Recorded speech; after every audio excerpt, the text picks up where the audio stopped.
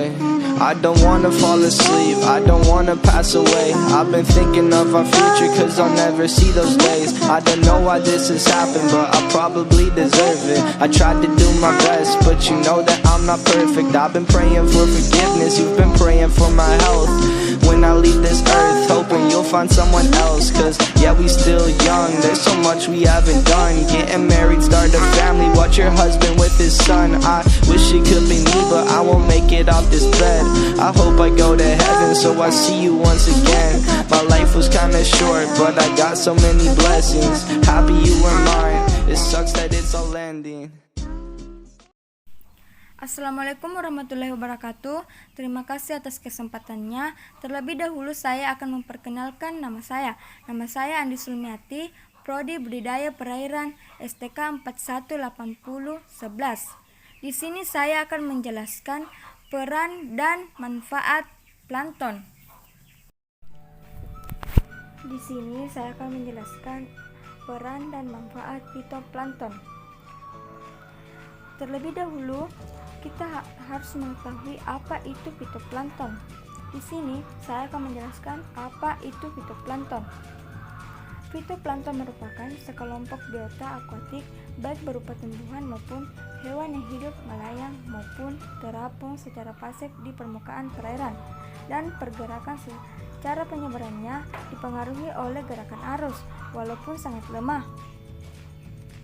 Plankton dapat dibedakan menjadi dua golongan besar, yaitu fitoplankton atau plankton nabati dan zooplankton atau plankton hewani. Plankton adalah biota air berupa hewan atau tumbuhan yang hidupnya mengapung, mengembung, melayang, dan air yang di permukaan mikroskopis yang pergerakan tubuhnya terbatas. Tergantung pada arus plankton terbagi menjadi dua, yaitu zooplankton atau plankton hewani dan fitoplankton atau plankton tumbuhan. Sebagai biota mikroskopis perairan, plankton sangat berperan sebagai produsen primer dan sekunder. Plankton sebagai sumber makanan bagi organisme yang hidup di perairan. Plankton juga sering digunakan sebagai tolok ukur kesuburan perairan dengan melihat dominasi jenis-jenis atau berkurangnya suatu jenis karena adanya gangguan terhadap ekosistem perairan, seperti adanya pencemaran. Oleh sebab itu, plankton perlu dianalisis keanekaragaman jenisnya. Plankton terdiri dari fitoplankton dan zooplankton. Fitoplankton adalah plankton yang menyerupai tumbuhan, sehingga maupun melakukan fotosintesis dan merupakan pensuplai utama oksigen terlarut di perairan. Sedangkan zooplankton, meskipun sebagai pemanfaat langsung, fitoplankton merupakan produsen sekunder perairan. Plankton adalah penting karena mereka membantu dasar dari makanan air. Artinya, plankton adalah sumber makanan penting bagi organisme akuatik lainnya, seperti ikan yang hidup di lingkungan air tawar dan laut. Plankton penting bagi manusia karena mereka mendukung perikanan, reaksi, dan komersial. Beberapa manusia mengkonsumsi plankton langsung dalam bentuk suplemen makanan. Sebagai contoh, spesies fitoplankton spirulina telah dipasarkan sebagai sumber vitamin dan protein. Plankton juga penting dalam proses yang mengontrol distribusi dan pergerakan energi dan nutrisi penting sebagai karbon, nitrogen, dan fosfor. Sebuah jumlah yang signifikan dari total karbon global tersimpan di dalam lautan. Beberapa peneliti telah mengusulkan bahwa ada mungkin untuk meningkat penyerapan karbon dioksida yang dihasilkan oleh pembakaran bahan bakar fosil manusia dengan meningkatkan produksi plankton laut melalui permukaan. Para peneliti berdebat apakah usulan ini praktis pada skala besar. Selanjutnya, peranan positif plankton.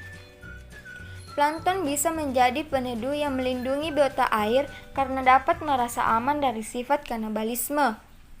Semua biota air memakan fitoplankton sebagai produsen primer. Jika fitoplankton berjumlah sedikit atau sama sekali tidak ada, maka konsumen di perairan akan menjadi kanibalisme. Kehidupan plankton yang mengembang bisa meneduhkan perairan karena sinar matahari sebagai terserap oleh fitoplankton yang akan digunakannya untuk berfotosintesis. Fitoplankton dapat menambah kadar oksigen terlarut dalam air atau DO yang diberikan melalui proses fotosintesis, sehingga kadar oksigen terlarut bertambah dengan cara mengikat zat-zat beracun, juga timbal logam yang terkandung di perairan tersebut lalu mengendapnya di bawah. Plankton dapat menjaga kestabilan suhu air. Plankton hidup mengembang dan juga plankton tersebut menutupi permukaan di perairan, sehingga biota laut yang ada di dalamnya terlindungi karena fitoplankton membutuhkan sinar matahari untuk berfotosintesis, sehingga sinar matahari tidak langsung masuk ke dalam air. Jadi, suhu dapat distabilkan plankton sebagai katalisator penyerap karbon. Secara tidak langsung, plankton membantu proses terciptanya awan. Para ilmuwan dari Amerika Serikat menemukan plankton secara tidak langsung dapat membuat awan yang dapat menahan sebagian sinar matahari yang merugikan. Ketika matahari menyinari lautan, lapisan atas laut sekitar 25 meter dari permukaan laut memanas dan menyebabkan perbedaan suhu yang cukup tinggi dengan lapisan laut di bawahnya.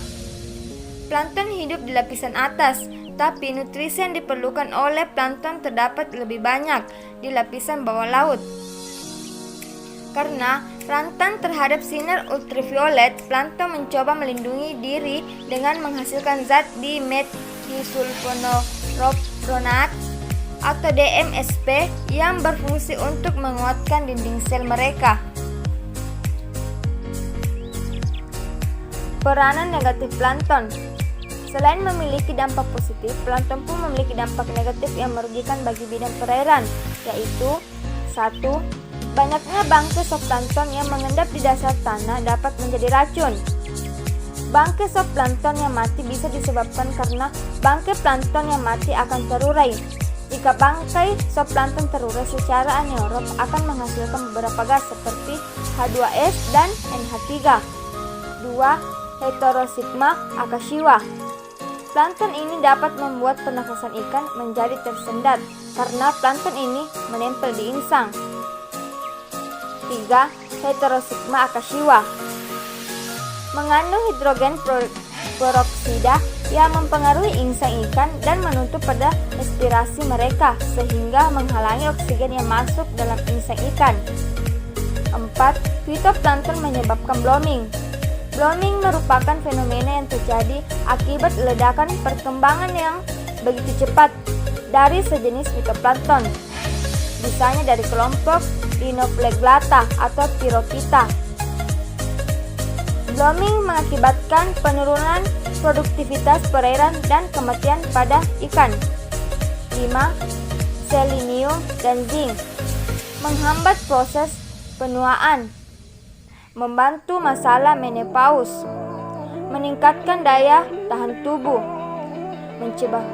mencegah kanker, meningkatkan produksi sperma yang sehat dan aktif, menguatkan tisu jantung, memelihara fungsi ginjal, memelihara prostat, perbaiki daya seksual.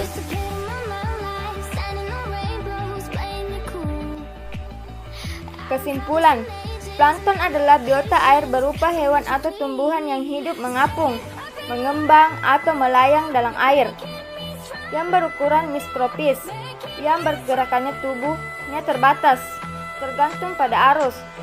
Plankton terbagi dua, yaitu zooplankton atau plankton hewani dan fitoplankton atau plankton tumbuhan.